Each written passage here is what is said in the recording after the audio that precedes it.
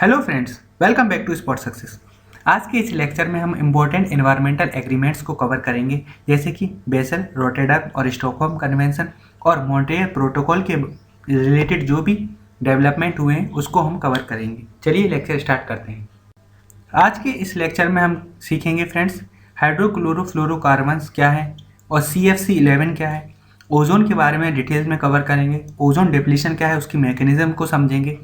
मॉनिटरियल protocol जो ozone depleting substance से related है उसको पढ़ेंगे। जो 4 ईयरली रिव्यू अभी किया गया है मॉनिटरियल प्रोटोकॉल को, उसको भी हम कवर करेंगे। और लास्ट में हम बेसल कन्वेंशन, स्टॉकहोम कन्वेंशन और रोटरडैम कन्वेंशन को समझेंगे। और साथ ही साथ जो अभी कॉन्फ्रेंस ऑफ पार्टी ऑर्गेनाइज की गई है जेनेवा में, और जो इन कन्वेंशन में अमेंडमेंट और अपडेशन किए गए हैं उनको भी हम डिटेल में कवर करेंगे। चलिए लेक्चर स्टार्ट करते हैं। फर्स्ट न्यूज़ फ्रेंड, हाइड्रोक्लोरोकार्बन 141b से रिलेटेड है। इंडिया ने अभी इस पर्टिकुलर ओजोन डिप्लीटिंग जो केमिकल है उसका कंप्लीट फेज आउट कर दिया है, मतलब इंपोर्ट पर पूरा कंप्लीट बैन लगा दिया है 1 जनवरी 2020 से। और यह जो नोटिफिकेशन किया है वो मिनिस्ट्री ऑफ एनवायरनमेंट ने किया है। जो एक्ट को इन्वोक किया है वो है friends ozone depleting substance regulation and control amendment rules 2019। और यह जो रूल्स हैं वो एनवायरनमेंट प्रोटेक्शन एक्ट 1986 के अंडर इशू किए गए हैं। फिर से देख लेते हैं हम, ozone depleting substances regulation and control amendment rules 2019। यह जो रूल्स हैं वो एनवायरनमेंट प्रोटेक्शन एक्ट 1986 के अंदर इन्वोक किए गए हैं। हाइड्रोक्लोरोफ्लोरोकार्बन्स की बात करें तो यह एक ब्लोइंग एजेंट की तरह यूज होता है in the production of rigid polyurethane foams. Basically यह फ्रेंड्स फोम सेक्टर में यूज होता है और 1 जनवरी से अब इसका इंपोर्ट कम्प्लीटली प्रोहिबिटेड है।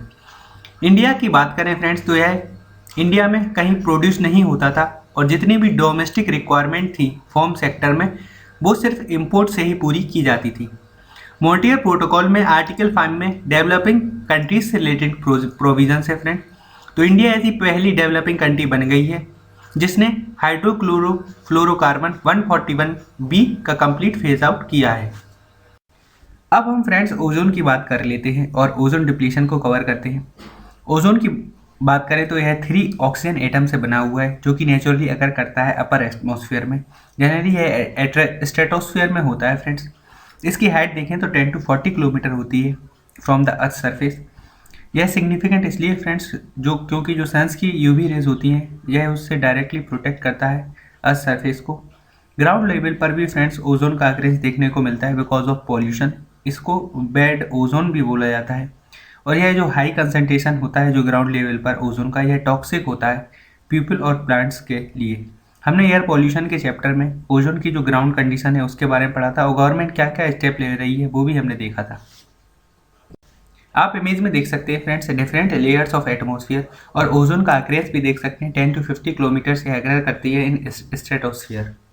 ओजोन होल आप देख सकते हैं फ्रेंड्स, अगर ओजोन होल हो जाता है मीन्स ओजोन डिप्लीट हो जाती है किसी पर्टिकुलर रीजन में, तो जो सन्स की अल्ट्रावायलेट रेज होती हैं जो एब्जॉर्व कर ली जाती थी ओजोन के द्वारा, अब वो फ्रेंड्स एब्जॉर्व नहीं कर पाती हैं और डायरेक्टली अर्थ सरफेस पर आ जाती हैं। और यूवी रेज की वजह से जो एक्सपोजर होता है प्लांट लाइफ का या ह्यूमन लाइफ का, वो स्किन डिसीजेज या जेनेटिक डिसीजेज भी कॉज कर सकती हैं। अब हम फ्रेंड्स ओजोन होल के बारे में पढ़ लेते हैं जो बेसिकली अंटार्कटिक के ऊपर देखा जाता है। ओजोन होल एक कोई पर्टिकुलर होल नहीं है या गड्ढा नहीं है फ्रेंड्स। यह बेसिकली यह होता है कि जहाँ पर ओजोन की कंसंट्रेशन है वो कम हो जाती है, तो वो इतनी सफिशिएंट नहीं रहती है कि जो यूवी रेज होती हैं उनको एब्जॉर्व कर सके या रिफ्लेक्ट कर सके। इसी को हम ओजोन होल बोलते हैं। So it is a region of exceptionally depleted ozone in the stratosphere over Antarctica. Antarctic region पर यह ज़्यादा देखने को मिलता है। जनरली अंटार्कटिक रीजन में लेट विंटर्स में देखें हम सदर्न हेमिस्फीयर में जो, तो वहाँ पर सनरेज की वजह से friends ozone depleting reaction start हो जाती हैं। अगर ओजोन की कंसंट्रेशन 220 डॉप्सन यूनिट से कम होती है तो उसको एक होल की कैटेगरी में माना जाता है। सबसे पहले आपको पता होना चाहिए कि जो ओजोन की कंसंट्रेशन है वो डॉप्सन यूनिट में मापी जाती है। उसकी जो विड्थ है मोटाई है वो डॉप्सन यूनिट में मापी जाती है। अगर किसी रीजन पे उसकी कंसंट्रेशन 220 डॉप्सन यूनिट से कम हो जाती है तो उसको होल की कैटेगरी में रखा जाता है। ऐसी ही फ्रेंड्स सिमिलर स्ट्रेटोस्फेरिक कंडीशन देखने को मिली थी अंटार्कटिक में 1988 में और फिर 2002 में। अभी फ्रेंड्स रिसेंटली यह न्यूज़ निकल कर आई थी कि जो ओजोन होल का एरिया है अंटार्कटिक रीजन में वो रेगुलरली डिक्रीज हो रहा है सिंस 1982। यह रिसर्चर्स का मानना है कोई फास्ट रिकवरी तो नहीं है, यह इसलिए हो रहा है because of warm stratospheric conditions. आप अक्टूबर 2019 में भी ओजोन होल का जो एरिया है वो कंपेयर कर सकते हैं अक्टूबर 1985 से जो डिक्रीज हो गया है। अब फ्रेंड्स हम ओजोन डिप्लीशन की रिएक्शन को समझ लेते हैं कि रिएक्शन कैसे होती है कि ओजोन डिप्लीट हो जाती है। जो क्लोरोफ्लोरोकार्बन्स होते हैं या ओडीएस या ओजोन डिप्लीटिंग सब्सटेंस होते हैं, जब वो फ्रेंड्स स्ट्रेटोस्फीयर में पहुंच जाते हैं due to vertical circulations of air, तो यूवी रेज के संपर्क में अगर वो जब आते हैं तो उसमें क्या होता है फ्रेंड्स, वो डिसइंटीग्रेट हो जाते हैं। तो एक जो क्लोरीन एटम होता है उनमें वो फ्री हो जाता है। जो फ्री क्लोरीन एटम होता है वो ओजोन से रिएक्ट करता है। ओजोन से रिएक्ट करने के बाद क्लोरीन मोनोऑक्साइड बनाता है ClO, और यह जो क्लोरीन मोनोऑक्साइड का मॉलिक्यूल है यह ऑक्सीजन के जो फ्री एटम्स रहते हैं एटमॉस्फेयर में उससे कंबाइन हो जाता है, और फिर रिजल्ट फॉर्मेशन यही होता है कि ओजोन मॉलिक्यूल बन जाता है और लास्ट में फ्री क्लोरीन मॉलिक्यूल फिर से मिल जाता है। बेसिकली जो है डिप्लीशन है ऑफ ओजोन रिएक्शन यह एक कैटालिस्टिक है। कैटालिस्टिक क्यों फ्रेंड्स?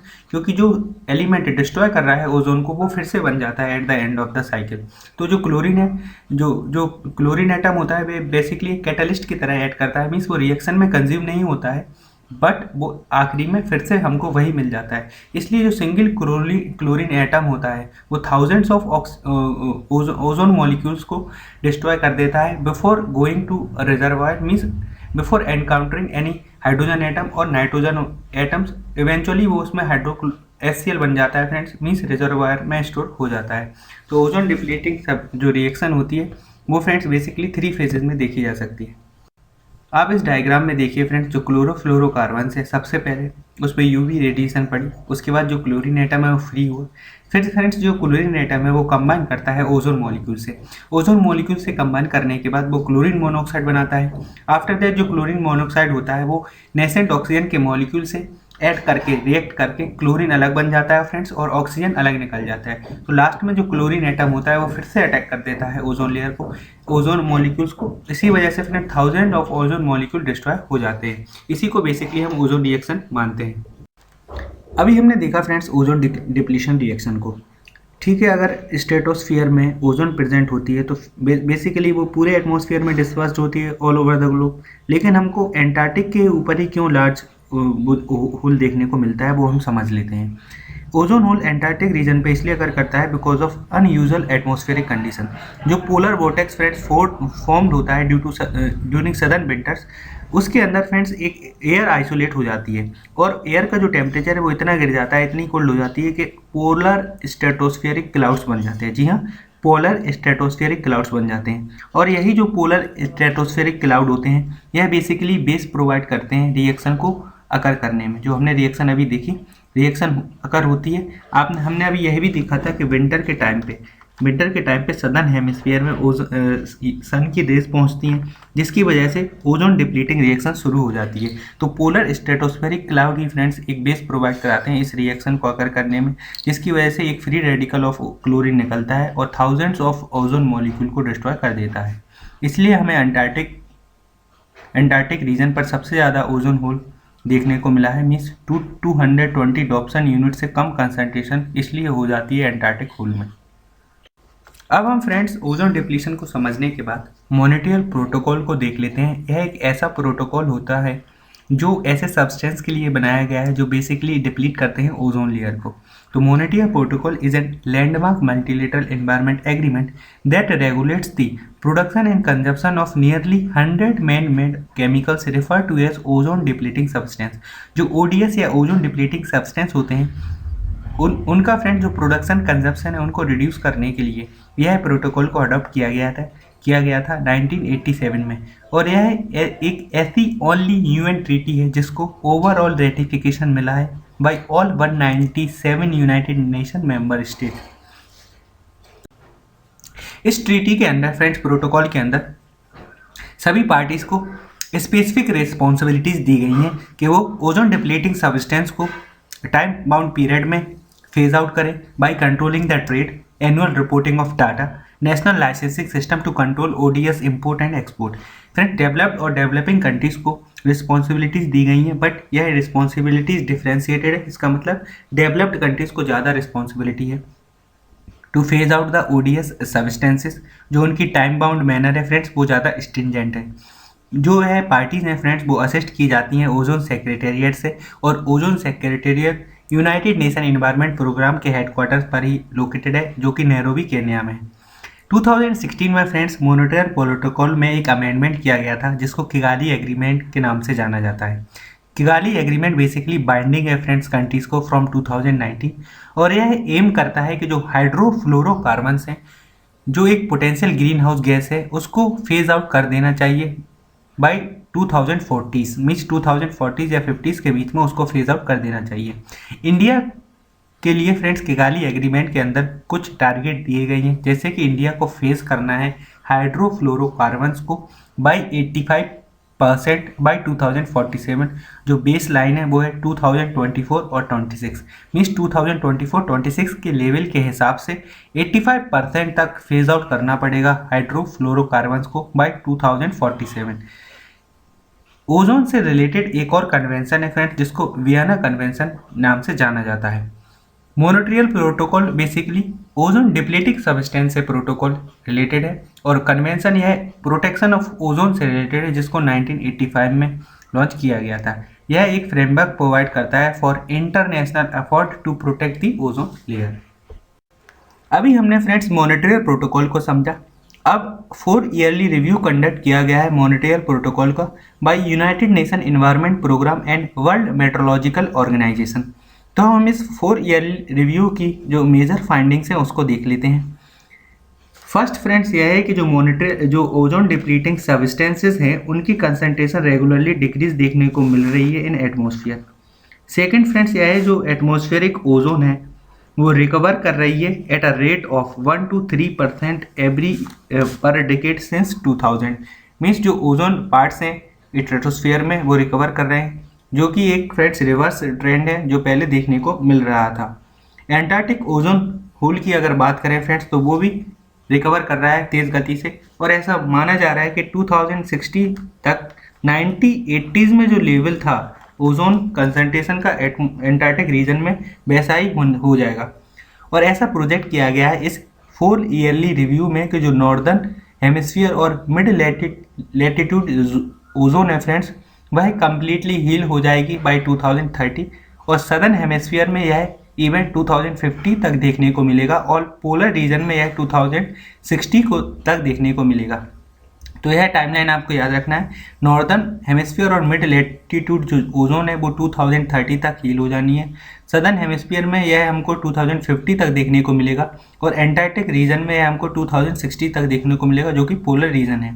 लेकिन फ्रेंड्स मोस्ट ऑफ द जो ओजोन डिप्लीटिंग सब्सटेंस है उनको फेज आउट तो किया गया है, लेकिन 2012 से जो ईस्टर्न एशिया का रीजन है वहाँ से एमिशन हो रहा है रेगुलरली क्लोरोफ्लोरोकार्बन 11, जो कि एक वायलेशन है मॉनिट्रियल प्रोटोकॉल का।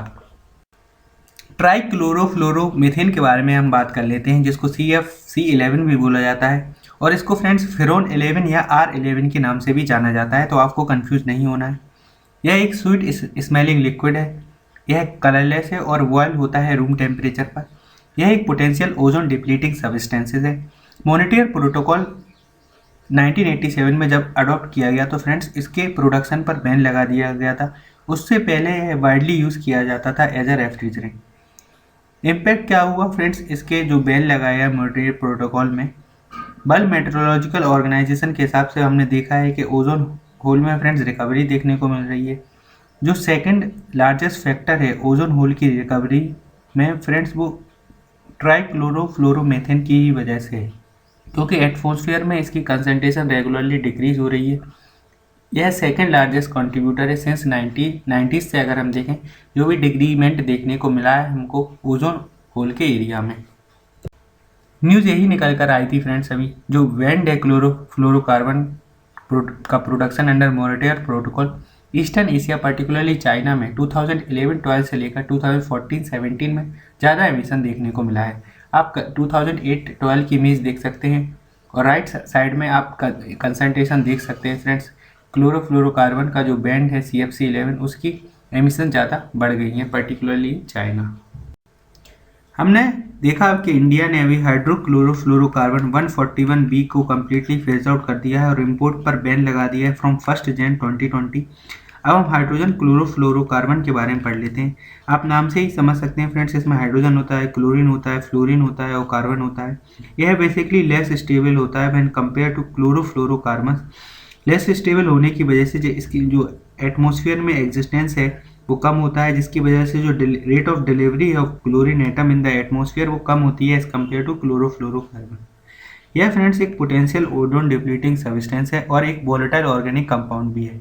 इसके साथ ही साथ एक फ्रेंड्स यह पावरफुल ग्रीन हाउस गैसेस भी है, जिसकी वजह से अगर हम इसकी ग्लोबल वार्मिंग पोटेंशियल देखें तो कार्बन डाइऑक्साइड से नियरली 2000 टाइम्स ज़्यादा होती है। सिंस ग्लोबल वार्मिंग पोटेंशियल की बात हुई है तो हम कुछ लिस्ट को देख लेते हैं फ्रेंड्स। यह ऑर्डर पूछा जाता है एग्जाम में कि अरेंज करिए गैसेस को in accordings to their global warming potential. तो हम इस लिस्ट को देख लेते हैं। ग्लोबल वार्मिंग पोटेंशियल और लाइफ टाइम है जो ग्रीन हाउस गैसेस को, उसको आप देख सकते हैं। अगर हम कार्बन डाइऑक्साइड की friends global warming potential 1 unit मानकर चले 100 ईयर में, उसके ही रिस्पेक्ट में हम और other gases green house gases की ग्लोबल वार्मिंग पोटेंशियल निकालते हैं। कार्बन डाइऑक्साइड की basically friend life time 100 years होती है एटमॉस्फेयर में। मीथेन की अगर हम ग्लोबल वार्मिंग पोटेंशियल की बात करें तो वो 21 टाइम्स होती है कार्बन डाइऑक्साइड से, उसकी लाइफ टाइम फ्रेंड्स 12 ईयर्स होती है। नाइट्रस ऑक्साइड की friends 310 times nearly global warming potential होती है। Then comes hydrofluorocarbons. हाइड्रोफ्लोरोकार्बन को फ्रेंड्स किगाली एग्रीमेंट में जो मॉनिटर प्रोटोकॉल में अमेंडमेंट है 2016 में, इसी को फ्रेंड्स फेस आउट करने की बात की गई है और इंडिया को टारगेट भी दिया गया है। पर फ्लोरोकार्बन्स की बात करें तो फ्रेंड्स वो nearly 6500 to 9200 times global warming potential रखते हैं when compare to carbon dioxide. Then last में सल्फर हेक्साफ्लोराइड आता है। तो अगर आपसे ऑर्डर में अरेंज करने को आए from ascending order to descending order, तो आप फ्रेंड्स पहले CO2 आएगा, देन कम्स मीथेन, उसके बाद आएगा nitrous oxide, then comes hydrofluorocarbon, then per chlorofluorocarbon and last में SF6 आएगा, sulphur hexafluoride. Government of India ने अभी फ्रेंड्स स्टेज 2 को लॉन्च किया है of hydrochlorofluorocarbon phase out management plan और 2017 से लेकर 2023 तक इस फेज आउट मैनेजमेंट प्लान को इम्प्लीमेंट किया जाएगा ऑफ स्टेज 2। बेसिकली जो बिल्डिंग सेक्टर में HCFC होता है उसको फेज आउट किया जाएगा। Ministry of environment forest and climate change implement करती है फ्रेंड्स इस फेज आउट मैनेजमेंट प्लान को थ्रू इट्स ओजोन सेल, और जैसे भी प्रोटोकॉल के अंदर एग्रीमेंट्स होते हैं, टारगेट अचीव किए जाते हैं, टारगेट सेट आउट किए जाते हैं, उसके हिसाब से यह फेज आउट मैनेजमेंट प्लान को इम्प्लीमेंट किया जाता है। अगर हम टाइमलाइन देखें तो ऐसा बोला गया है कि हाइड्रोक्लोरोफ्लोरोकार्बन्स को फेज आउट किया जाएगा और नॉन ओजोन डिप्लीटिंग सब्सटेंस को यूज़ किया जाएगा बाई 2030। फ्रेंड्स, हमने ओजोन से रिलेटेड डेवलपमेंट को डिटेल में कवर किया है और मॉनिट्रियर प्रोटोकॉल को भी कवर किया है। अब हम स्टॉकहोम कन्वेंशन, बेसल कन्वेंशन और रोटेटर कन्वेंशन को कवर करेंगे। अभी रिसेंटली 2019 में एक जॉइंट कॉन्फ्रेंस ऑफ पार्टी को ऑर्गेनाइज किया गया इन जेनेवा, स्विट्ज़रलैंड। तो जो बेसल कन्वेंशन है फ्रेंड्स, उसकी कॉन्फ्रेंस ऑफ पार्टी 14 थी। रोटेटम और स्टॉकहोम कन्वेंशन की कॉन्फ्रेंस ऑफ पार्टी 9 थी, ये आपको याद रखना है। और जो थीम थी फ्रेंड्स वो थी clean planet, healthy people, sound management of chemicals and waste. Clean planet, healthy people, sound management of chemicals and waste. चलिए हम डिटेल में जो अमेंडमेंट्स हुए हैं इस कॉन्फ्रेंस ऑफ पार्टीज़ में वो हम देख लेते हैं और बेसल, रोटेटम और स्टॉकहोम कन्वेंशन को भी समझ लेते हैं। सबसे पहले हम बेसल कन्वेंशन को समझ लेते हैं। बेसल कन्वेंशन का पूरा नाम है friends control of transboundary movement of hazardous waste and their disposal. तो बेसिकली जो हजार्डस वेस्ट होती है, अगर उसका एक्सपोर्ट और इंपोर्ट किया जाता है, उससे रिलेटेड इस कन्वेंशन को अडॉप्ट किया गया है। इसको 1989 में अडॉप्ट किया गया था और 1992 में इसको इम्प्लीमेंट कर दिया गया था। जो हजार्डेड वेस्ट होती है फ्रेंड्स, कुछ गाइडलाइंस है उसके लिए इस कन्वेंशन के अंदर कि उसको जहाँ पर प्रोड्यूस किया जाता है उसको मिनिमाइज़ किया जा सके, ट्रीटेड भी किया जा सके, और अगर कोई इम्पोर्ट और एक्सपोर्ट होता है तो वो इन्वायरमेंटली साउंड मैनर में हो, और एट द लास्ट जो डिस्पोजल होता है फ्रेंड्स वो ज़्यादा से ज़्यादा हो सके जहाँ से इस वेस्ट को जनरेट किया जाता है। इससे रिलेटेड एक कॉन्सेप्ट भी है फ्रेंड, यह सब प्रायर इन्फॉर्म्ड कंसेंट में होना चाहिए। मीन्स जो भी कंट्री इस हजार्डस वेस्ट को एक्सपोर्ट कर रही है तो जो इम्पोर्टिंग कंट्रीज़ है उसको फ्रेंड डिटेल इन्फॉर्मेशन प्रोवाइड कर देनी चाहिए, ताकि इससे रिलेटेड जो वेस्ट है उससे रिलेटेड कोई इम्पैक्ट ना रहे इम्पोर्टिंग कंट्रीज़ में, और उनके पास सफिशिएंटली लॉज हों और ऐसे मेथड्स हों कि अगर कोई हैजार्डस वेस्ट को वो इम्पोर्ट करते हैं तो उससे रिलेटेड जो इफेक्ट होते हैं उनको मैनेज कर सकें। इसलिए रिटन कंसेंट की ज़रूरत होती है जिस भी कंट्रीज़ में इम्पोर्ट करना है। तो इसका मतलब क्या होगा फ्रेंड्स, प्रायर इन्फॉर्म्ड कंसेंट की ज़रूरत होती है अगर कोई ट्रांस बाउंड्री मूवमेंट करना है हैजार्डस वेस्ट का। तो बेसल कन्वेंशन बेसिकली 1989 में अडॉप्ट किया गया था, 1992 में इसको इम्प्लीमेंट कर दिया गया है और प्रायर इन्फॉर्म्ड कंसेंट पर बेस्ड है। हमने फ्रेंड्स 1992 में देखा कि बेसल कन्वेंशन को इम्प्लीमेंट कर दिया गया था, लेकिन जो कॉन्फ्रेंस ऑफ पार्टी अभी हुई थी फ्रेंड्स जेनेवा स्विट्जरलैंड में, उसमें कुछ अमेंडमेंट को अडॉप्ट किया गया है बेसल कन्वेंशन में, वो हम देख लेते हैं। बेसिकली यह अमेंडमेंट्स में फ्रेंड्स जो हैजार्डस वेस्ट की कैटेगरी होती है उसको और ब्रॉडन कर दिया गया है। उसमें अब प्लास्टिक वेस्ट को भी इंक्लूड किया जाएगा, उसके साथ ही साथ ई वेस्ट को इंक्लूड किया जाएगा। तो प्लास्टिक वेस्ट ऐसे कि कोई जो अनसॉर्टेड हो या मिक्स्ड हो या कंटेमिनेटेड हो तो वो अब इंक्लूड की जाएगी हैजार्डस वेस्ट के अंदर, और प्रायर इन्फॉर्म्ड कंसेंट की भी ज़रूरत होगी अगर इस तरह के कुछ प्लास्टिक वेस्ट को इंपोर्ट या एक्सपोर्ट किया जाएगा, जो कि रिटर्न होता है फ्रेंड्स। इसी को देखने के लिए यह फ्रेंड बेसिकली इसलिए किया गया है ताकि जो मेंबर कंट्रीज़ हैं वो अपनी कंट्रीज़ के अंदर रेगुलेशन को और इम्प्रूव करें, जो प्लास्टिक वेस्ट का डिस्पोजल होता है उससे रिलेटेड, और जो डिस्पोजल होता है वो इन्वायरमेंटली साउंड मैनर में हो सके।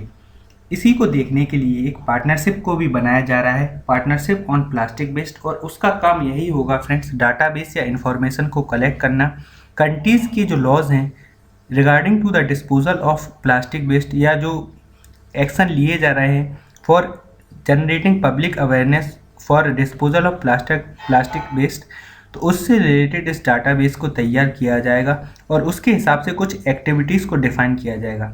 फिर उन एक्टिविटीज़ को फ्रेंड 2020 के बाद इम्प्लीमेंट किया जाएगा। और साथ ही साथ अब ये फ्रेंड्स टेक्निकल गाइडलाइंस को भी अडॉप्ट किया गया है इस कॉन्फ्रेंस ऑफ पार्टीज़ में ऑन ई वेस्ट। जो भी फ्रेंड्स यूज्ड ई वेस्ट होती है या इलेक्ट्रिक कंपोनेंट होते हैं, अगर उसका ट्रांसपोर्टेशन किया जाता है क्रॉस बाउंड्री किसी भी कंट्री की कंपनी के द्वारा, तो फ्रेंड्स इस गाइडलाइन प्रोवाइड की गई हैं कि उसको वेस्ट और नॉन वेस्ट की कैटेगरी में डिफाइन या डिस्टिंग्विश किया जाएगा अगर कोई एक्सपोर्ट और इंपोर्ट किया जाता है। बेसल कन्वेंशन को 1992 में इम्प्लीमेंट किया गया था, लेकिन 1995 में जो पार्टीज हैं इस कन्वेंशन ने उन्होंने एक बैन को अडॉप्ट किया था। मीन्स बेसिकली ऐसी हजार्डस वेस्ट जिन पर कुछ बैन लगाया गया था regarding the transboundary movement of those waste. Croatia 97th country बन गई है जिसने फ्रेंड्स इस बैन को रेटिफाई किया है। यह बैन बेसिकली रिलेट करता है to protect human health and the environment against the adverse effect of hazardous waste.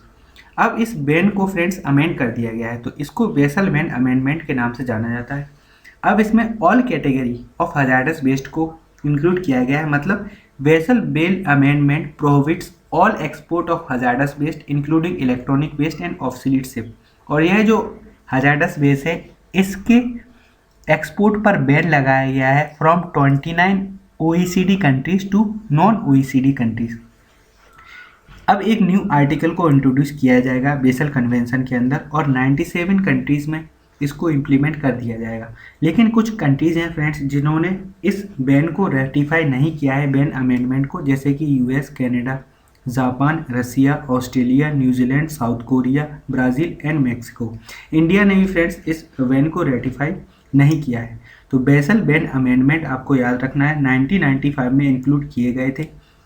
Basal ban को 1995 में इंक्लूड किए गए थे और अभी जो कॉन्फ्रेंस ऑफ पार्टी जेनेवा में हुई है उसमें इसमें कुछ अमेंडमेंट किए गए हैं और all category of hazardous waste को इंक्लूड किया गया है।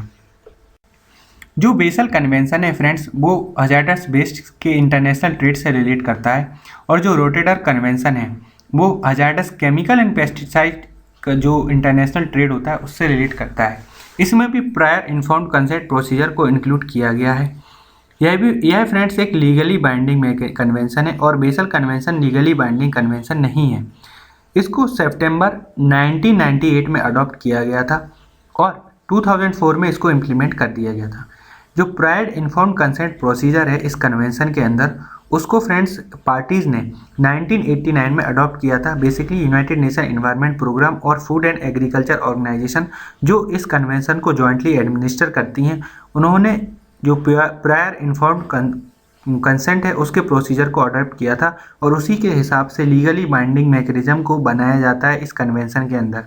एम तो वही है फ्रेंड्स, जो भी इंटरनेशनल ट्रेड होता है सर्टेन हजार्डस केमिकल्स में, वह रिस्पॉन्सिबल तरीके से हो और कोऑर्डिनेटेड एफर्ट्स हो पार्टीज़ के बीच में, ताकि कोई ह्यूमन लाइफ पर इम्पैक्ट ना हो और एनवायरनमेंट पर भी कोई इम्पैक्ट ना हो in certain hazardous chemical waste का। इसके साथ ही साथ प्रायर इन्फॉर्म्ड कंसेंट को इसलिए इंक्लूड किया गया है ताकि इंफॉर्मेशन एक्सचेंज अच्छे से हो सके regarding chemical and pesticide waste. इस कन्वेंशन के अंदर ऐसे पेस्टिसाइड और इंडस्ट्रियल केमिकल्स को इंक्लूड किया गया है जो स्ट्रिक्टली बैंड है या रेस्ट्रिक्टेड है for health and environmental reason, और पार्टीज ने उनको एनेक्स 3 के अंदर इंक्लूड करके रखा है। अब जो फ्रेंड्स जेनेवा में कॉन्फ्रेंस ऑफ पार्टी ऑर्गेनाइज की गई थी रोटरडम कन्वेंशन की 9th कॉन्फ्रेंस ऑफ पार्टी, उसमें कुछ अमेंडमेंट्स या अपडेशन को अडॉप्ट किया गया है, वो भी हम देख लेते हैं।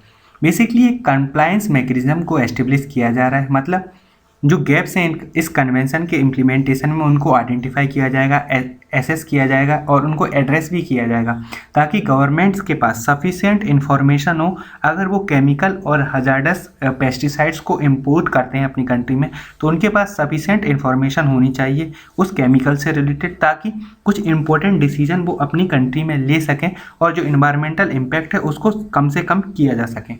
इसीलिए अनेक्स 3 में जो प्रायर इन्फॉर्म्ड कंसेंट प्रोसीजर है फ्रेंड्स, उसमें 2 केमिकल्स को इंक्लूड किया गया है इस अमेंडमेंट में जो जेनेवा में किए गए हैं। फॉरेट है फ्रेंड्स एक पेस्टिसाइड, और एक इंडस्ट्रियल केमिकल है उसका नाम है हेक्साब्रोमोसाइक्लोडेकेन, जिसको HBCD बोला जाता है। तो उसको अनेक्स 3 में इंक्लूड किया गया है। इसका मतलब है पहले PIC या प्रायर इन्फॉर्म्ड कंसेंट की ज़रूरत है अगर ट्रेड करना है इन केमिकल से रिलेटेड कोई भी। अब हम फ्रेंड्स स्टॉकहोम कन्वेंशन को समझ लेते हैं, जो परसिस्टेंट ऑर्गेनिक पॉल्यूटेंट्स के लिए अडॉप्ट किया गया है। परसिस्टेंट ऑर्गेनिक पॉल्यूटेंट्स ऐसे पॉल्यूटेंट्स होते हैं जो इन्वायरमेंट में लॉन्ग टाइम के लिए इंटैक्ट रहते हैं और यह जोग्राफिकली स्प्रेड हो जाते हैं। उसकी वजह से बायो एक्यूमुलेशन का खतरा ज़्यादा बढ़ जाता है। बायो एक्यूमुलेशन में फ्रेंड्स क्या होता है, ह्यूमन और वाइल्ड लाइफ के फैटी इश्यूज़ में कोई भी पॉल्यूटेंट्स एक्यूमुलेट हो जाता है और फ्रेंड्स सिग्निफिकेंट इन्वायरमेंटल और हेल्थ कंसर्न जनरेट करता है। तो इसी सब को रोकने के लिए परसिस्टेंस ऑर्गेनिक पॉल्यूटेंट्स पर एक कन्वेंशन को अडॉप्ट किया गया है, उसको हम स्टॉकहोम कन्वेंशन बोलते हैं। उसको बेसिकली फ्रेंड्स मई 2001 में अडॉप्ट किया गया था और इसको इम्प्लीमेंट कर दिया गया है 2004 में। यही भी एक फ्रेंड्स लीगली बाइंडिंग कन्वेंशन है, आपको याद रखना है। Basal convention legally binding convention नहीं है, रोटरडम और Stockholm convention legally binding convention है। इसमें फ्रेंड्स 3 टाइप के परसिस्टेंट ऑर्गेनिक पॉल्यूटेंट्स को इंक्लूड किया गया है। बेसिकली यह है पेस्टिसाइड, सेकेंड है इंडस्ट्रियल केमिकल्स और थर्ड है friends unintentionally produced persistent organic pollutants. इस कन्वेंशन के अंदर फ्रेंड्स 3 लिस्ट को मेंटेन किया जाता है और उनको अनेक्स बोला जाता है। अनेक्स ए में ऐसे परसिस्टेंट ऑर्गेनिक पॉल्यूटेंट्स रखे जाते हैं जिनको एलिमिनेट करना है। अनेक्स बी में ऐसे पॉल्यूटेंट्स रखे जाते हैं जिनको रेस्ट्रिक्ट करना है, और अनेक्स सी में ऐसे पॉल्यूटेंट्स रखे जाते हैं उनको रिड्यूस भी करना है, एलिमिनेट भी करना है, और फ्रेंड्स वो अनइंटेंशनली प्रोड्यूस किए गए हैं। मीन्स अनइंटेंशनली अगर किसी परसिस्टेंट ऑर्गेनिक पॉल्यूटेंट्स का प्रोडक्शन हो जाता है तो वो अनेक्स सी में रखे गए हैं। इसलिए पार्टी को यह जो अनेक्सेस हैं वो रिक्वायर करता है कि न्यू जो परसिस्टेंट ऑर्गेनिक पॉल्यूटेंट्स हैं उनके डेवलपमेंट को रोका जा सके और बेस्ट अवेलेबल टेक्निक्स और इन्वायरमेंटल प्रैक्टिस को अडॉप्ट किया जा सके और यह पॉल्यूटेंट्स को रिप्लेस किया जा सके।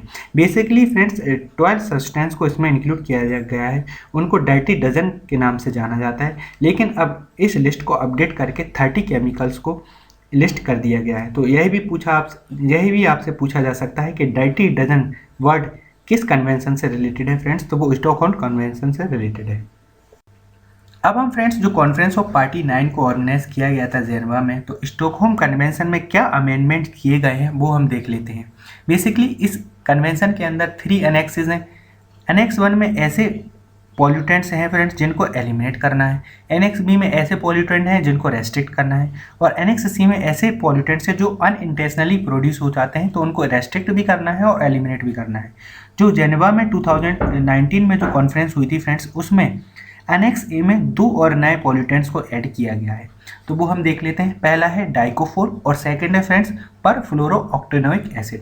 डाइकोफोल की बात करें तो इसको एक मिटीसाइड की तरह यूज़ किया जाता है on variety of fruits, vegetables, crops, ornaments और टी एंड कॉफ़ी में भी इसका यूज़ किया जाता है। और यह फ्रेंड्स स्किन इरिटेशन भी करता है, hyper stimulation of nerve transmission in human. इसके साथ ही साथ यह हाईली टॉक्सिक होता है friends fish, aquatic invertebrates, algae और बर्ड्स के लिए। इसलिए फ्रेंड्स इसको एलिमिनेट करने के लिए अपेंडिक्स 1 में या एनेक्स 1 में डाला गया है। अब हम सेकेंड एसिड की बात करते हैं जिसका नाम है परफ्लोरोऑक्टेनोइक एसिड या उससे रिलेटेड कोई साल्ट। इसको एक वाइडली यूज्ड केमिकल की तरह यूज़ किया जाता है फ्रेंड इंडस्ट्रीज़ में for the production of non stick cookware, food processing equipments as well as surfactants in textiles, carpets, paper, paints, fire fighting foam. तो इसका फ्रेंड्स वाइडली यूज़ किया जाता है इंडस्ट्रीज़ में, इसलिए अब इसको भी एलिमिनेट करने के लिए बात की गई है और एनेक्स 1 में इसको डाल दिया गया है। यह कुछ रिलेटेड प्रॉब्लम्स करता है जैसे kidney cancer, testicular cancer, thyroid disease and hypertension in pregnancy. तो हमने फ्रेंड्स तीनों कन्वेंशन को डिटेल में कवर किया है। स्टॉकहोम कन्वेंशन की बात करें तो यह भी एक लीगली बाइंडिंग कन्वेंशन है, और फ्रेंड्स आपको इनकी जो टाइमलाइन है वो भी याद रखना है कि कब इनको इम्प्लीमेंट किया गया था। यह था हमारा discussion friends. Thank you very much for listening.